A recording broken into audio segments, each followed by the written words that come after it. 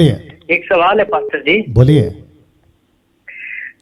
एक सवाल ये है कि जब भी कोई विश्वासी और मसीह में जो यीशु को मानते हैं जी, अगर उनके सदस्य में अगर किसी भी परिवार के सदस्य में मृत्यु हो जाए तो उसके लिए क्या मतलब फॉलो और यीशु जी क्या कहते हैं कि क्या उसके पीछे मतलब कैसा रीति रिवाज, जैसे अविश्वासी करते हैं 10 लोगों को खाना खिलाते हैं या जला देते हैं या फिर उसको शरीर को मतलब नदी में बहा देते हैं, तो हम लोगों को ऐसा क्या करना चाहिए?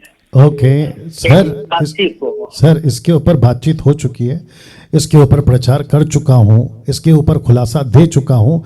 आप मेरे YouTube चैनल पे जाइए, प्लेलिस्ट में जाइए और वहाँ पे आप टॉपिक चेक कर लेना, एक एक करके हिंदी में लिखा हुआ है, आपको उसका जवाब मिल जाएगा। लेकिन अब क्योंकि आपने पूछा है, शायद हो सकता है कि आप फर्स्ट टाइम देख रहे हैं या आप, मुझे नहीं पता। अच्छा, एक चीज़ तो पूछूंगा, क्या आप मसीह हैं?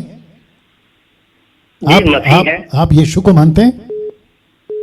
जी मानते हैं। ठीक है, कितने साल से? जी 12 साल से। अरे वाह, गुड।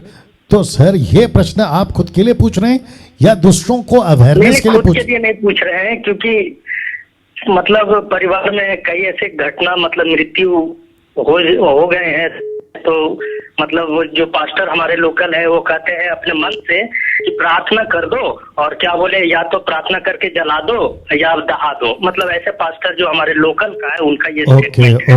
ओके। तो इसीलिए थोड़ा पेशेंस मतलब कुछ समझ में नहीं आ रहा था। ठीक है, समझ गया।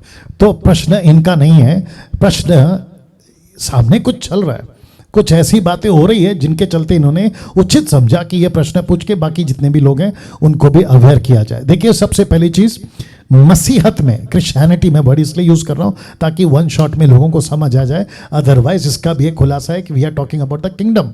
तो क्राइस्ट फॉलोवर, क्रिश्चियनिटी का कॉन्सेप्ट ये है, अगर कोई मर जाता है तो क्रिश्चियनिटी के हिसाब से गाड़ना चाहिए, मसीहत के हिसाब से गाड़ना चाहिए। क्यों? क्योंकि बिब्लिकल है, सब उपदेशक 12:7 और जितने भी घटनाएं घटी हैं उत्पत्ति की किताब से लेकर प्रकाशित वाक्य तक में, कहीं भी किसी को भी, भाई साहब आप भी सुनिएगा और जो प्रश्न करते हैं उनको जवाब दीजिएगा, उत्पत्ति की किताब से प्रकाशित वाक्य तक की किसी भी प्रभु के दासों को या परमेश्वर के लोगों को, नबियों को, या जो मर जाते किसी को भी जो है उनको जलाया, ये शब्द नहीं मिलेगा, डंके की चोट पे नहीं मिलेगा। सबको दफनाया या गुफा में रखा या कब्र में रखा, ऐसा मिलेगा। लेकिन जला दिया या नदी में बहा दिया, ऐसा कभी नहीं मिलेगा। उल्टा फिर प्रभु कहता है कि मट्टी से बना है, उसको मट्टी में डाल दो। तो सीधी बात है, और जो ऐसा कर रहा है कि प्रार्थना कर दिया और जाके जला दो या पानी में डाल दो, ये गलत हो जाएगा। आपको प्रॉपर कहा गया है कि उसको दफनाना है, दफनाने का सिस्टम है हर स्टेट में। भारत सरकार ने, क्योंकि कॉन्स्टिट्यूशन में क्रिश्चियनिटी है, तो हर स्टेट में भारत सरकार ने दफन करने का ग्रेवयार्ड, जिसको कहते हैं सिमिट्री, रखा हुआ है। हिंदुओं के लिए अलग है, मुसलमानों के लिए अलग है, बाकी लोगों के अलग है, पारसियों के अलग है, वैसे क्रिश्चियंस के अलग है। अब क्रिश्चियनिटी में कैथलिक्स भी हैं, मेथडिस्ट भी हैं, CNI भी हैं, मार्थोमा, ब्रदरन, लूथरन, ये वो, पेंटिकॉस्टल, कैरिस्मेटिक, सब है।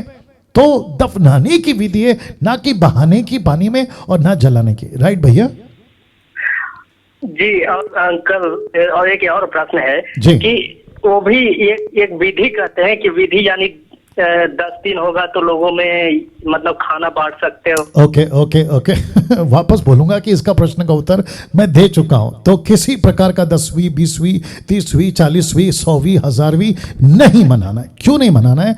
क्योंकि जो व्यक्ति प्रभु में मर गया, दूसरे शब्दों में सो गया, वो तो प्रभु के पास है।